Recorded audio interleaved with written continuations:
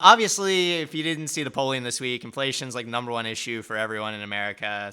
I guess, unsurprisingly, It sucks. it It does suck. It does sucks. suck. High gas Everything price. is so fucking expensive.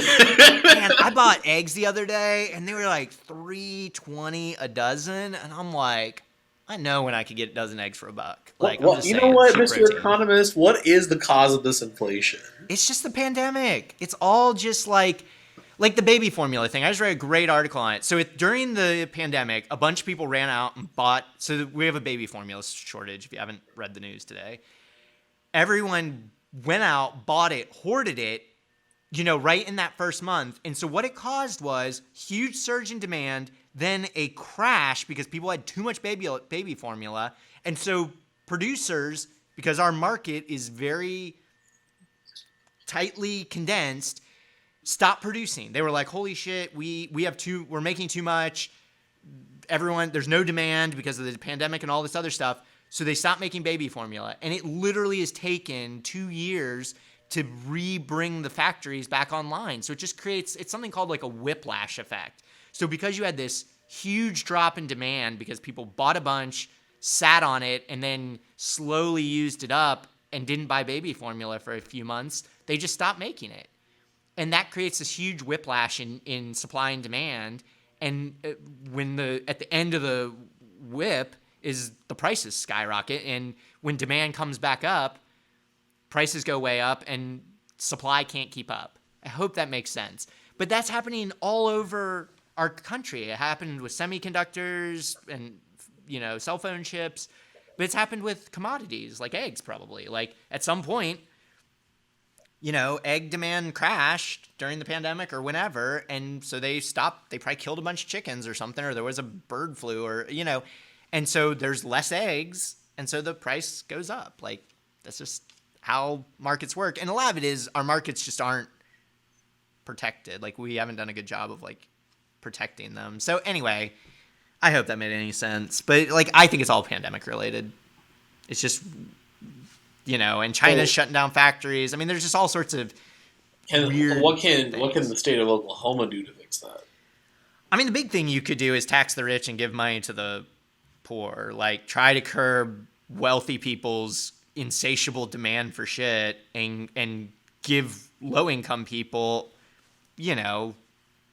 like when they were sending out like schools were sending out like food stamp cards basically. Like like we got multiple of them. Like every family who had a kid got a food stamp card through you could do little things like that cuz that would help families get through on the basics but not create huge surges in demand by just giving them like tons of cash. But there's like all sorts of little things you could do to help families out. Help them, you could do rental assistance, stuff like that. Like things that are targeted to help families, you know, get through the pinch. And then on the government side, they should be helping to shore up our supply chain, helping to make sure we're producing enough food, helping make sure we're producing enough basic raw materials for things we need. But what I didn't like about this Jack Money article or investigative report is if you would be willing to visit with me about how you are changing up your driving plans to deal with high pump prices, you can email me at jmoney@oklahoman.com.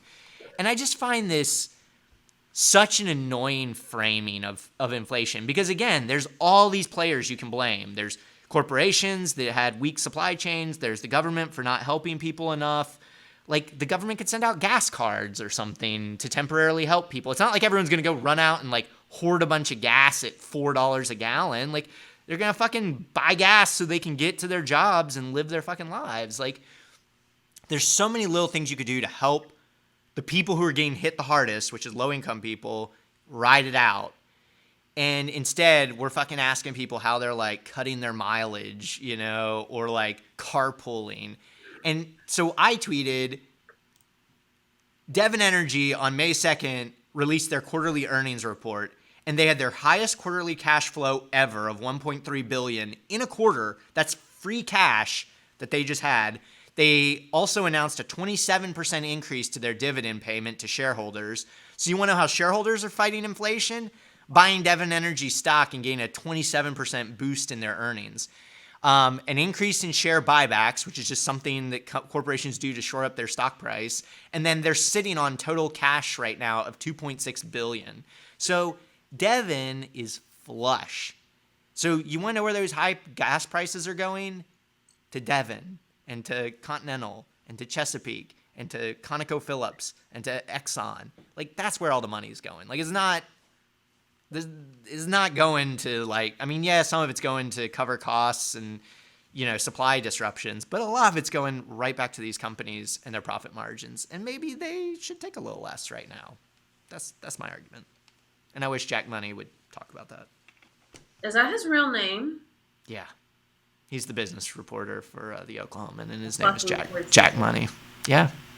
The Oklahoman is like cringe sometimes. That's like, I mean, it's simple and everyone then memorable. What's your name? I'm Jack Money with Right. reporting on money. They're trying to make it as simple as possible.